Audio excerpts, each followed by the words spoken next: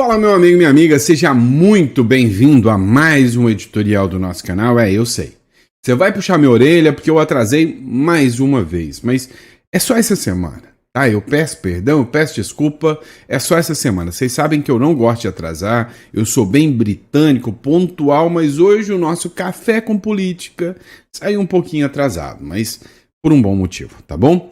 Vamos entender tudo que está acontecendo. Tem matéria importante acerca de um atentado gravíssimo que aconteceu, deixando mortos.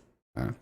E tem, sim, né, uma estratégia da mídia militante da esquerda do porquê isso não está sendo divulgado. A gente vai falar sobre isso.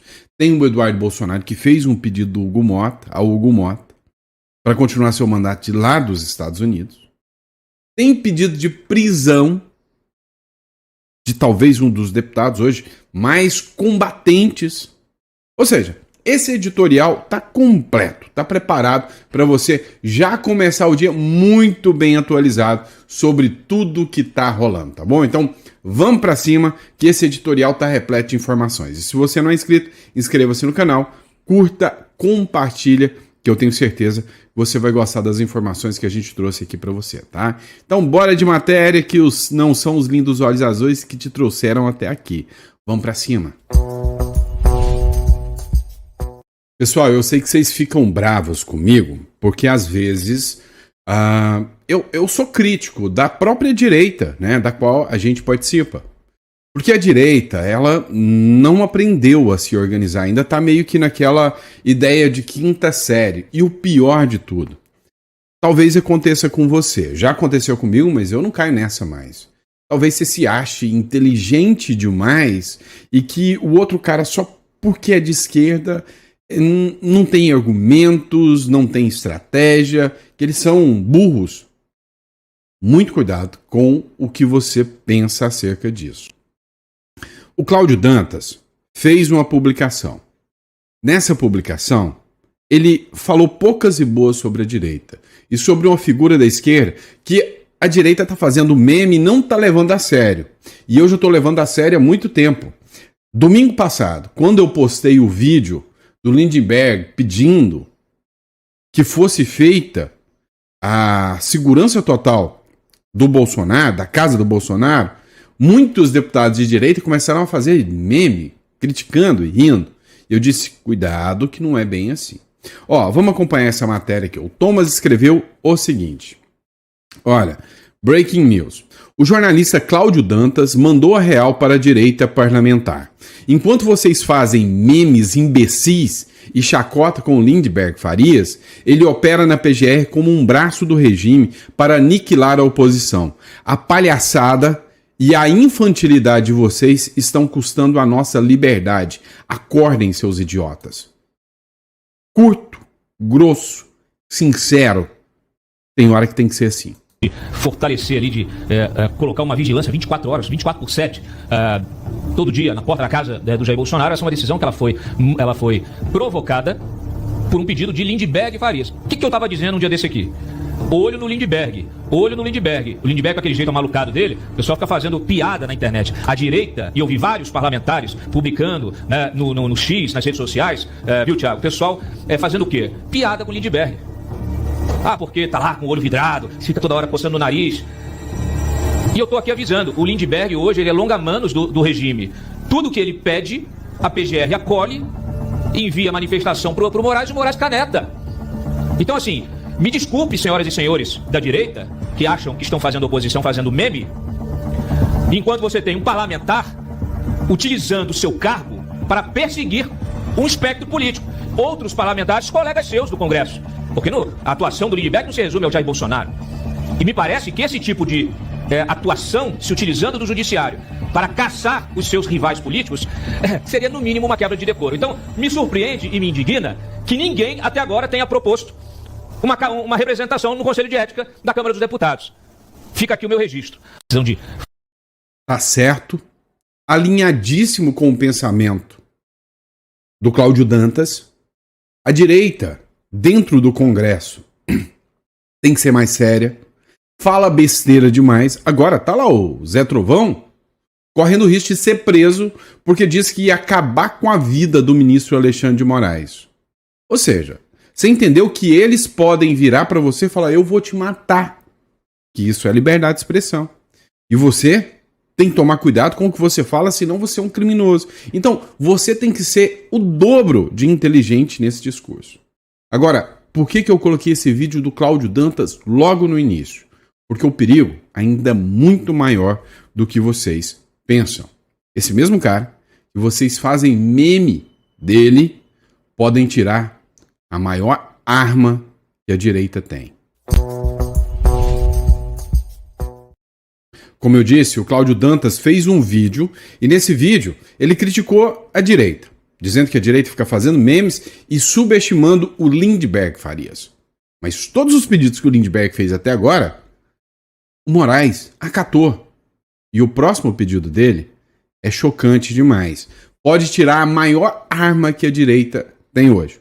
Vem cá, depois do Bolsonaro, que hoje é o maior líder da direita, né, com um espectro político gigantesco, você goste ou não goste do Bolsonaro, você seja bolsonarista ou não seja bolsonarista, eu, por exemplo, já falei para vocês que eu tinha crítica ao Bolsonaro e eu não posso ser considerado dentro do espectro bolsonarista, por causa das críticas que eu fazia, mas eu não sou burro para não reconhecer que ele é a maior liderança que o Brasil já teve. Nunca se fez ou se teve um líder político do espectro do Bolsonaro no Brasil. Nem Lula chega aos pés dele. É simples assim. O povo vai para as ruas de vontade própria. Agora, olha o que o Lindbergh Farias quer. Enquanto os outros deputados estão fazendo memezinho. E isso aqui pode acontecer.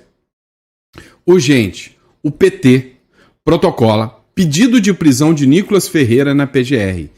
Todos os pedidos vêm do Lindbergh. Essa matéria aqui é do Luiz Barsi. Tá? Então, eu sempre cito a fonte, Luiz Barsi. O deputado Raymond, do PT, solicitou nessa 5ª Procuradoria-Geral da República a investigação do deputado federal Nicolas Ferreira. Logo depois, pediram a prisão do Nicolas Ferreira. Essa matéria também foi debatida pelo jornal Metrópolis, né? Deputado do PT pede prisão preventiva de Nicolas Ferreira. O presidente da Comissão de Direitos Humanos, Minorias e Igualdade Racial da Câmara dos Deputados, o deputado Raymond, protocolou nessa 5ª um ofício ao Procurador-Geral da República, Paulo Gonet, pedindo abertura de investigação contra o deputado federal Nicolas Ferreira. No documento, Raymond também solicita que seja avaliada a possibilidade de prisão preventiva caso a apuração indique risco à ordem pública. Qual é o risco do Nicolas Ferreira? Fazer vídeos. Deixa eu te explicar. Aconteceu uma grande operação junto ao GAECO de São Paulo, onde foi pego a maior apreensão de drogas de toda a história, do crime organizado de toda a história, com o uso de fintechs, né? Ou seja, que são bancos virtuais. E aí, dizem que um vídeo do Nicolas ajudou isso a acontecer. E agora, dizem que o Nicolas já teve até um primo preso por causa de drogas e que o Nicolas está envolvido com o primeiro comando da capital. E por isso precisam prender o Nicolas. Olha o tamanho da narrativa que esses caras criam. E enquanto uns ficam rindo, isso é loucura. No Brasil nada é loucura. Nada é loucura. Eles têm força o suficiente para fazer isso. Então, a possibilidade do Nicolas ser preso é real, com certeza. Não tenha dúvidas que daqui para ali é fácil disso acontecer. Ou seja, a gente sabe, né, e não tem dúvidas que o sistema ele vem se articulando, ele vem mudando, ele vem se estruturando. E o PT, ele sabe jogar muito mais do que você possa imaginar. Então, tá na hora da direita achar que é o sabichão. Enquanto isso, tá vendo Deltan ficar inelegível, tá vendo Bolsonaro inelegível, tá vendo daqui a pouco o Gaia. Você acha que o Gaia vai concorrer ao Senado em 2026? Esquece. O Gaia ganha assim, mas ele vai estar inelegível até 2026. A Carla Zambelli é a deputada mais votada do Brasil. O que está acontecendo com ela? Está presa. O Nicolas, vão mandar o Nicolas para a cadeia. Não tenha dúvidas disso. Falar que um vídeo do Nicolas sobre Pix é um instrumento do PCC. Para você soa ridículo, mas para o Nicolas não, porque ele pode parar atrás das grades por isso. Então não subestimem a esquerda. O Olavo de Carvalho já deixava bem claro e parece que a direita não aprendeu a regra do jogo. E nós ainda vamos falar sobre essa operação do PCC. Eles sabem construir a narrativa perfeita. Nessa operação que buscou o crime organizado e mostrou que dentro do sistema financeiro, dentro da Faria Lima, o PCC movimentou 52 bilhões, não é milhões, não, é bilhões de reais. Agora o Lula quer levar todo o louro desta operação. Vem cá, vamos entender a regra do jogo. O Trump vem ao Brasil e diz: vamos deixar o crime organizado considerado como terrorista. O Lula diz: não. Agora, tem uma mega operação e o Lula diz: foi eu? Difícil de acreditar, né? Mas eles vão gastar mundos e fundos para que você e para que o brasileiro médio acredite nisso, tá? Olha só, o Lula turbina a divulgação de operação contra o PCC e tenta impedir o saldo político positivo do Tarcísio de Freitas. Tá, como assim? Olha, a maior operação aconteceu em São Paulo, com a GAECO, com forças, inclusive, da Secretaria de Segurança Pública de São Paulo. O Tomé Abdu, ele fez uma publicação bem clara sobre isso. Entenda quem são os verdadeiros responsáveis pelo sucesso da maior ofensiva contra o crime organizado da história de São Paulo. O Ministério Público, em conjunto com a GAECO e forças policiais, deflagrou uma mega operação que atingiu em cheio o esquema bilionário do primeiro comando da capital no setor de combustíveis. Olha só, essa vitória é fruto da união de lideranças que não se intimidaram diante do crime organizado. Teve envolvido o Procurador-Geral de Justiça de São Paulo, que é o Paulo de Oliveira e Costa, que conduziu com o Ministério Público com coragem e rigor técnico, o secretário Guilherme Derrite, que deu todo o suporte da segurança pública para garantir que a operação fosse um sucesso, e o governador Tarcísio de Freitas, que não hesitou em apoiar as forças policiais e promover uma política firme contra o crime organizado. Foram mais de 1.400 agentes mobilizados em 8 estados brasileiros: São Paulo, Espírito Santo, Goiás, Mato Grosso do Sul, Mato Grosso, Paraná, Rio de Janeiro e Santa Catarina.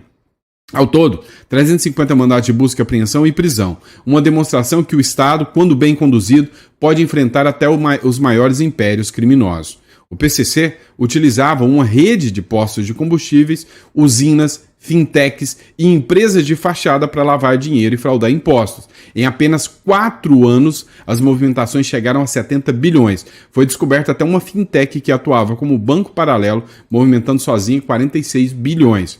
A fraude envolvia a adulteração de combustíveis, como o metanol, importado de forma irregular. Além de colocar em risco a qualidade do produto, o esquema sonegou quase 9 bilhões em tributos, prejudicando diretamente o bolso do brasileiro. E aí vem, você, trabalhador, empresário, você tem que se lascar para poder pagar seus impostos. Enquanto que o crime organizado, tá tudo bem, eles não pagam os impostos. O Estado, quando quer, ele faz. Não pense, mas nem de longe, que o Estado não tem condição de acabar com o crime. Ele tem. Só que se torna conivente. Veja só o que acontece. É o país, tá? O Brasil golpeia o crime organizado com uma mega operação contra o seu negócio energético. As autoridades do Brasil têm despregado uma das suas operações mais ambiciosas contra o crime organizado.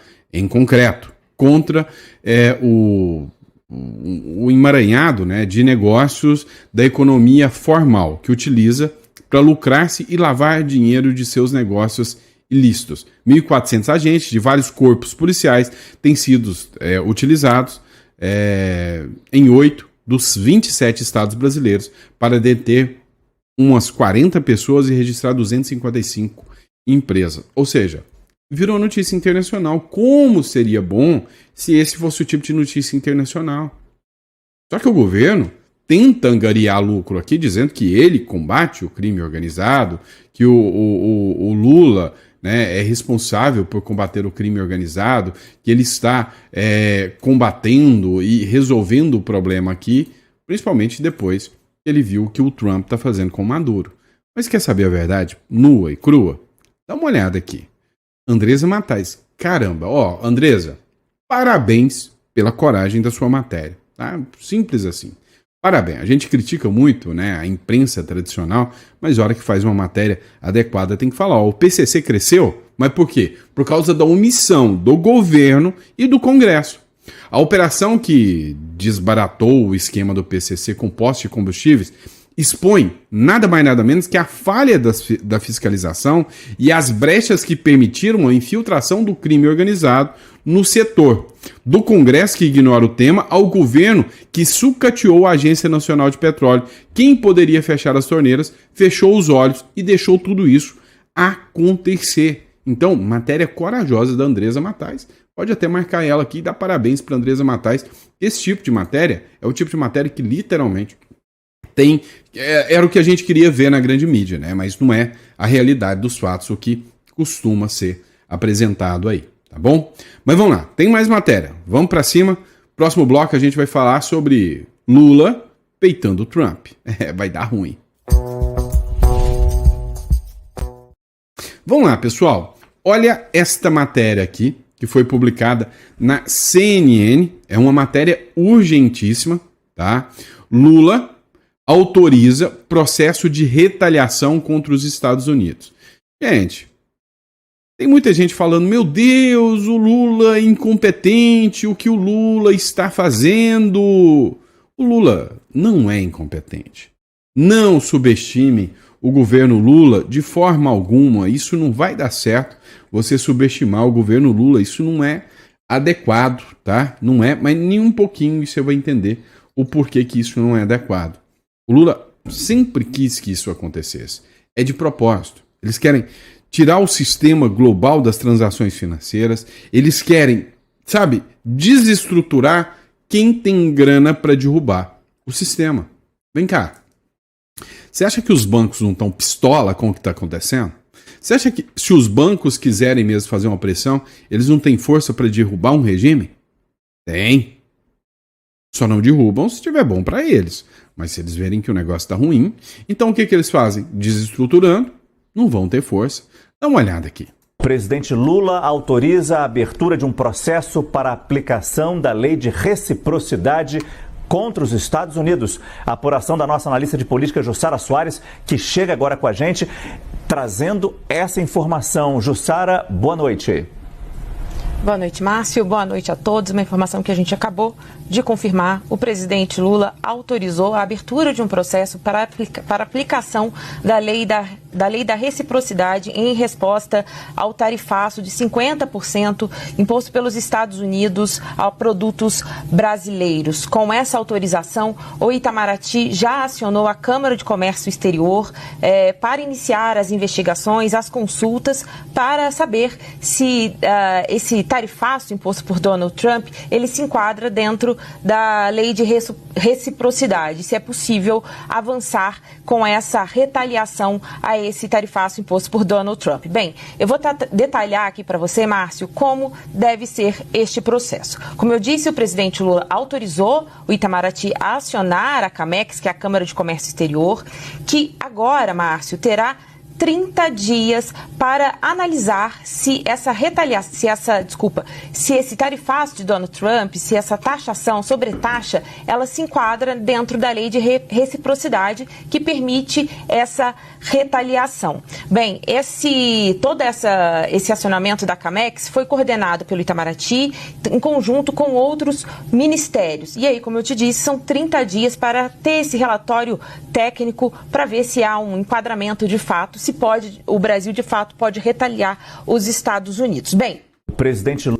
Agora eu te pergunto, você acha que o Donald Trump é o tipo de cara que recebe retaliação e fica quieto?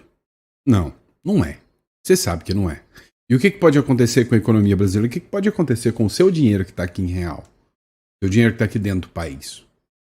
Para pensar sobre isso, tá bom?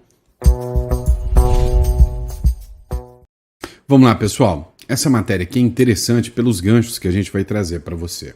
Matéria da Globo News. O Eduardo Bolsonaro pede a Hugo Mota para exercer mandato dos Estados Unidos. Pois é, o deputado federal Eduardo Bolsonaro pediu autorização ao presidente da Câmara, Hugo Mota, que é do Republicanos, para exercer o mandato no exterior.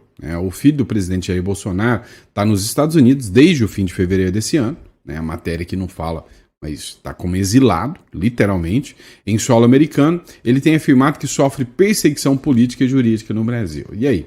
Você acha que é só uma afirmação espúria ou é verdade? Para mim, é verdade.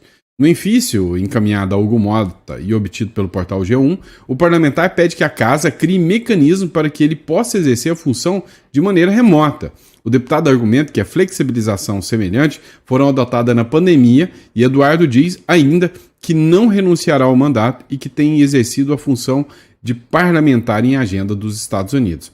O documento, que segundo aliados de Eduardo foi protocolado nesta quinta-feira, afirma que o deputado exerce a diplomacia parlamentar ao exercer o contato com outros países.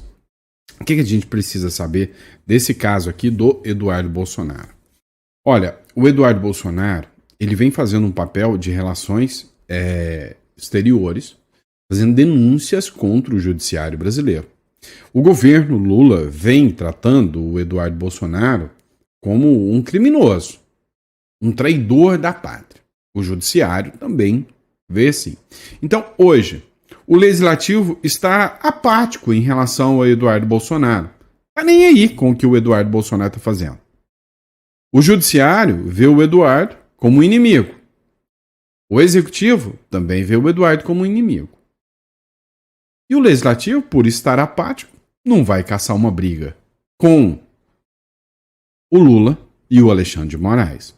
Porém, o Hugo Mota sabe que se ele negar esse pedido do Eduardo Bolsonaro, que está assim com o Donald Trump, juntinho com o Donald Trump, o Hugo Mota pode ser o próximo da Lei Magnífica. Então, o Eduardo Bolsonaro ainda tem esperança de que o Hugo Mota, por medo da Lei Magnífica, possa dar o direito do Eduardo Bolsonaro continuar exercendo seu mandato, mesmo de lá, dos Estados Unidos, tá? Mesmo de lá, dos Estados Unidos. Agora, que o Eduardo Bolsonaro está incomodando demais, isso ninguém tem dúvidas, mas ninguém mesmo.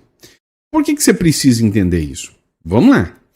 Olha, o Eduardo Bolsonaro, ele disse que a Casa Branca vai transmitir ao vivo. Olha só, que loucura isso. Isso é sem precedentes da história do mundo, tá?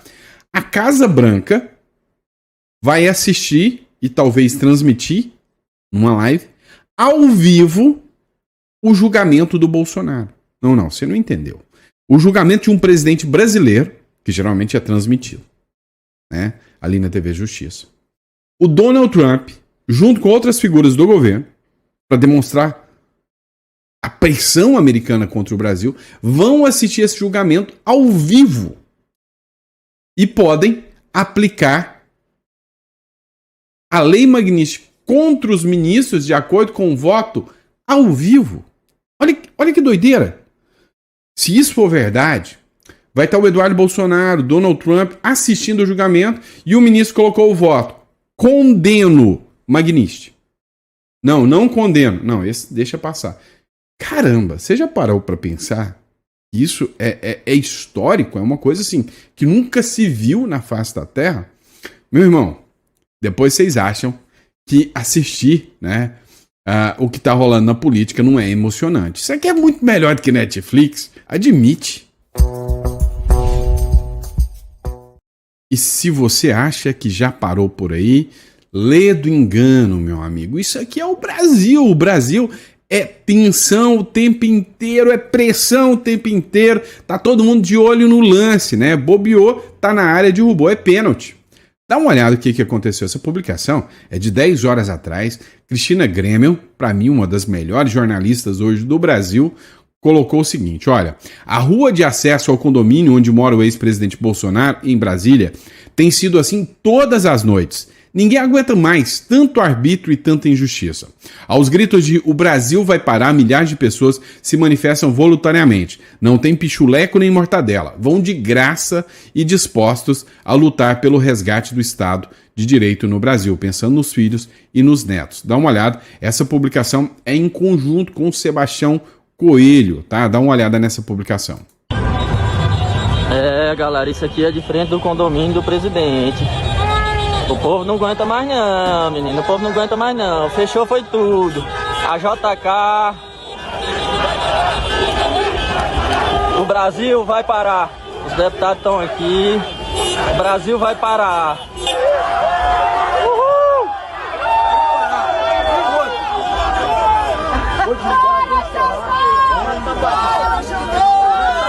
Vai parar! O Brasil vai parar! O Brasil vai parar! O Brasil vai parar! O Brasil vai parar! Pergunta: aonde está o presidente do Senado, Davi Alcolumbre? Onde o senhor está, senador Davi Alcolumbre? O senhor tem que dar uma resposta no Senado imediatamente para o Brasil, porque o Brasil irá parar, senador presidente Davi Alcolumbre. Vocês viram a fala do deputado aqui, tá? Aqui o deputado Tiago Manzoni, que é um parceiro de primeira hora, deputado Daniel de Castro de Brasília, que tem sido parceiros de primeira hora. Cadê o Eduardo Torres, irmão da Michele, também está conosco. Cadê? E nós, Tiago, agradeço, aqui, viu, Tiago? É o povo pelo povo. Isso. Tem uma multidão aqui embaixo parado, até lá atrás da ponte, parado porque decidiu sair essa hora da noite, 11 horas da noite, para lutar pela liberdade. É o povo pelo povo. Nós precisamos de cada um do povo brasileiro agora. É como cidadão, não é como político, não é como desembargador, é como cidadão, pai de família, mãe de família. A gente precisa lutar pela liberdade dos nossos filhos, dos nossos netos. Vamos em frente. Bora, campeão nacional, vamos lá. Entre outras mil és do Brasil, ó pátria amada, nos filhos desse sol és mãe gentil, pátria amada, Brasil. Rapaz, o Brasil não é brincadeira, não, tá? Vem cá, o que pode acontecer, né, literalmente, no dia do julgamento e da condenação? Porque não vai ser um julgamento, vai ser uma confirmação de condenação do Bolsonaro. Vocês têm dúvidas disso? Eu não tenho. Você tem? Alguém aí que está me assistindo, você vai colocar no comentário. Tem alguma dúvida que o Bolsonaro tem minimamente uma chance de sair absolvido desse processo? Sabe? Uma delação premiada, esquisita, com pressão em cima do delator, com o juiz participando disso. Alguém tem dúvidas? Não. Mas e o que vai acontecer no dia desse julgamento? Ah, meu amigo, só o destino vai nos contar. Só o destino. Agora, a gente precisa falar de um caso extremamente triste, né? Mas que a imprensa insiste em não relatar. Você deve estar sabendo que há 2 dias atrás aconteceu um massacre. Um sujeito, bandido, vagabundo, invadiu uma igreja em Minneapolis, Estados Unidos. Ateou fogo contra mais de 18 pessoas. E 2 crianças, uma de 8 e 14, se eu não me engano, morreram. A imprensa, você não está vendo. Escândalo, atirador, o discurso de ódio, precisamos... Você não está vendo isso. Você está vendo? Você viu essa matéria aqui? Era para estar assim, em primeira página de todos os jornais. Atirador de Minneapolis estava obcecado com a ideia de matar crianças, segundo autoridades. Um atirador que abriu fogo contra uma igreja cheia de estudantes em Minneapolis estava obcecado com a ideia de matar crianças, declaravam as autoridades nesta quinta-feira ao investigar o motivo do ataque, no qual 2 menores morreram e houve 18 feridos. O agressor disparou através das janelas da igreja da Anunciação, na maior cidade do estado de Minnesota, enquanto dezenas de jovens estudantes participavam, na quarta-feira, de uma missa para celebrar a primeira semana de volta às aulas, no mais recente massacre que abala os Estados Unidos E não abala os Estados Unidos, não, abala o mundo inteiro. Agora, o que se sabe sobre isso? Por que a imprensa está ocultando essa matéria e não está dando uma cobertura com o impacto que deveria? Né?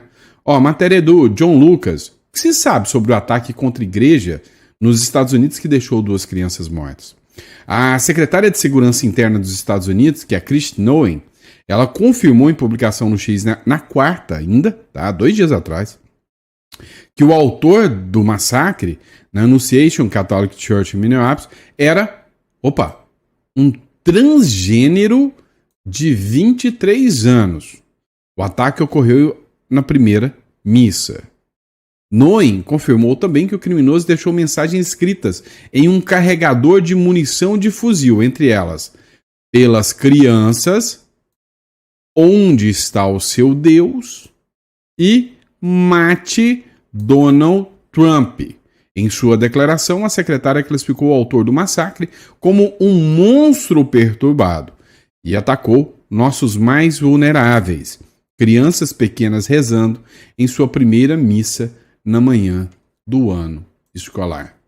O DW, né, deu um furo aqui nessa matéria também e falou que agora o FBI começa a investigar esse ataque à escola. Tem-se, né, a linha de raciocínio de investigação que seja um ataque não de uma figura em isolado, que havia um grupo, né, que essa pessoa poderia estar participando, um grupo neonazi de esquerda. E a figura que a imprensa não quer mostrar é essa. E não é a primeira vez que isso acontece. Ativista trans massacra crianças católicas em Minneapolis. É o que diz. Ganhou pouco destaque no Brasil. Um horrendo atentado ocorrido numa escola católica de Minneapolis, onde 19 pessoas foram alvejadas, em sua maioria crianças. 2 delas morreram. O ataque aconteceu durante uma missa de volta às aulas. Segundo o Leandro Herschel, aqui, o motivo para o silêncio cúmplice da militância de redação é óbvio. O atirador era um homem que se identificava como mulher. Num vídeo publicado instantes antes do massacre, o criminoso exibiu armas que utilizaria carregadas de inscrições de ódio contra Donald Trump, contra Deus e contra judeus. Em trecho de seu manifesto, já revelado pela imprensa americana, o assassino demonstrava arrependimento por ter feito a transição de gênero, além de expressar excitação mórbida com a ideia de matar crianças cristãs. Não é um caso isolado. Em 2023, outra pessoa trans também atacou uma escola em Nashville, matando 3 crianças e 3 adultos. As autoridades esconderam durante meses o manifesto da autora, que deixava explícito seu ódio contra cristãos e revelava grandes transtornos mentais. Infelizmente, episódios como esse tendem a se multiplicar. Hoje, o FBI começa uma linha de investigação sobre a possibilidade, né, da existência de um grupo de esquerda para aniquilação e eliminação de judeus, de cristãos e de crianças e de famílias. Pois é. Que nome que se dá a isso, hein? Coloca no comentário aí, tá? Gente, muito obrigado pela confiança, pela credibilidade de vocês. É sempre uma honra, um prazer poder estar trazendo todas as informações aqui para vocês. Mais uma vez, peço perdão, desculpa pelo atraso, mas é normal, tá? É normal. A gente está se adequando aí em relação a alguns pontos aqui do escritório, tá? Então é por isso que está tomando um certo tempo a mais. Mas, muito prazer. Eis-me aqui mais uma vez com mais um editorial. Daqui a pouquinho a gente está de volta com mais conteúdo para vocês. Abraço.